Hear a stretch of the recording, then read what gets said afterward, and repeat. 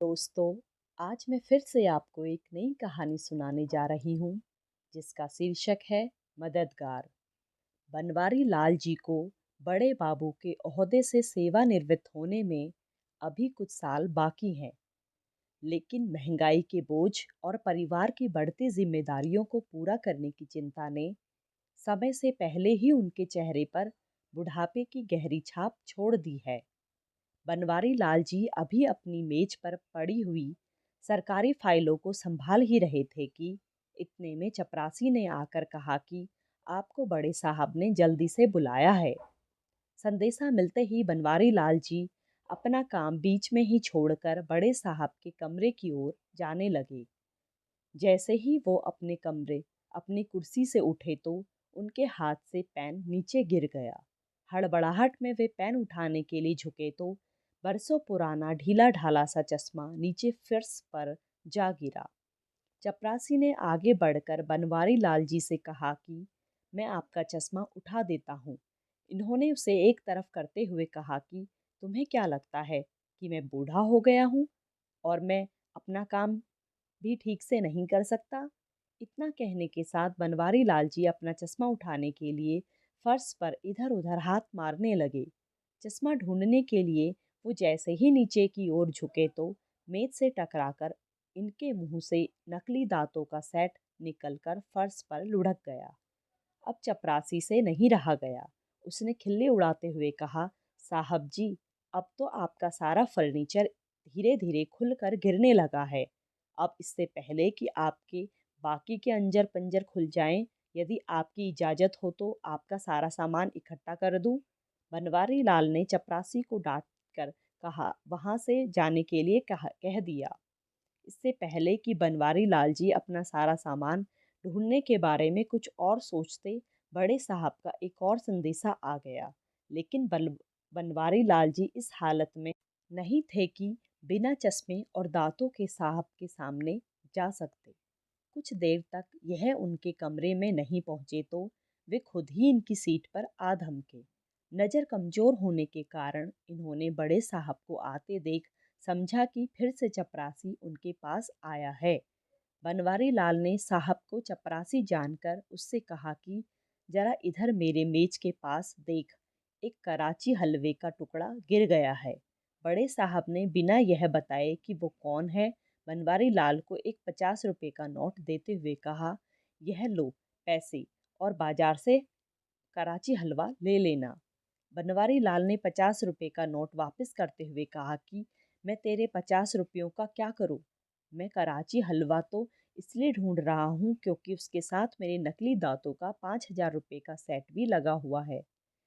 बेवकूफ इंसान, इतना तो तू भी जानता है कि मैं बिना दांत लगाए बड़े साहब के कमरे में नहीं जा सकता। इस सारे नज़ारे को बाकी लोगों के साथ दफ्तर का चपरासी भी देख रहा था। उसका तो यही सोच सोच कर बुरा हाल हो रहा था कि जैसे ही बनवारी लाल को यह मालूम पड़ेगा कि उनके सामने मैं नहीं बल्कि बड़े साहब खड़े हैं, तो उनका क्या हाल होगा। इससे पहले कि दफ्तर का कोई कर्मचारी कुछ भी बोलता, बड़े साहब ने उंगली के इशारे से सभी को चुप रहने के लिए कहा। अब हर कोई यही सोच रहा था कि आज बनवारी लाल जी को साहब से बड़ी ही खरी खुराक मिलने वाली है। जब कुछ देर तक बनवारी लाल को चपरासी की कोई हलचल सुनाई नहीं दी तो उन्होंने उसे आवाज देते हुए कहा कि कहाँ चैन की नींद सोने के लिए चला गया है। जल्दी से मेरा सामान ढूंढने में मेरी मदद कर, वरना बड़े साहब नाराज हो जाएंगे। इसी दौरान बड़े साहब ने बनवारी लाल जी का चश्मा, दांतों का सेट और पेन उनको पकड़ाया। अपनी आंखों पर चश्मा लगाते ही बनवारी लाल ने जब बड़े साहब को अपने सामने देखा तो उनके पैरों तले तो जमीन ही निकल गई। अपनी गलती का एहसास होते ही बनवारी लाल ने बड़े साहब से हाथ जोड़कर उनके पैरों पर गिरकर माफी मांगना शुरू कर दिया। बड़े साहब उम्र में जरूर बनवारी लाल से छोटे हैं, लेकिन वो भी अब तक जमाने के कई उतार चढ़ाव देख चुके हैं। बड़े साहब ने बनवारी लाल जी से कहा कि आप मेरे पिता समान हैं। ऐसे में यदि मैं आपके बुढ़ापे या कमजोरी को देखकर आपसे दूर रहता हूँ, तो यह किसी से उसके वस्त्रों के आधार पर घृणा करने जैसा होगा। बड़े साहब ने बनवारी लाल के साथ दफ्तर के बाकी सभी लोगों से भी कहा कि हमें सिर्फ अपनों के लिए नहीं बल्कि उन लोगों के लिए भी जीना चाहिए और कुछ करना चाहिए जिनका कोई नहीं होता। यही जज्बा हमें जिंदगी से असल प्यार का मतलब समझाता है। किसी के लिए दो मीठे और प्यार से भरे शब्द बोलकर यदि उसमें उत्साह का संचार हो सकता है तो यह बड़े से बड़े धन के दान से भी बढ़कर है। यह सब सुनते सुनते बनवारी लाल जी ने अपनी आंखों से आंसू पोंछते हुए कहा कि मैंने आपको चपरासी समझकर न जाने क्या क्या बुरा भला कह दिया। क्या आपको सच में मेरी किसी भी बात का बुरा नहीं लगा? इस बात का जवाब देते हुए बड़े साहब ने कहा कि एक बार किसी ने गुलाब के फूल से पूछा कि जब कोई तुम्हें टहनी से तोड़कर अलग करता है तो तुम्हें दर्द नहीं होता? इस पर गुलाब के फूल ने कहा था कि दर्द तो होता है परंतु फूल को तोड़ने वाले की खुशी इतनी अधिक होती है कि उसे देखकर मैं अपना दर्द भूल जाता हूँ।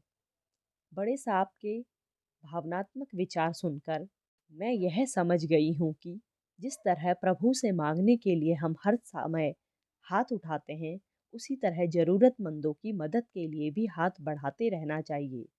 आज हर कोई यह तो सोचता है कि हमें ये लेना है, वह लेना है, लेकिन ऐसा सोचने की बजाय हमें दूसरों को क्या देना है, इस बात पर विचार करने वाले ही सच्चे मददगार होते हैं।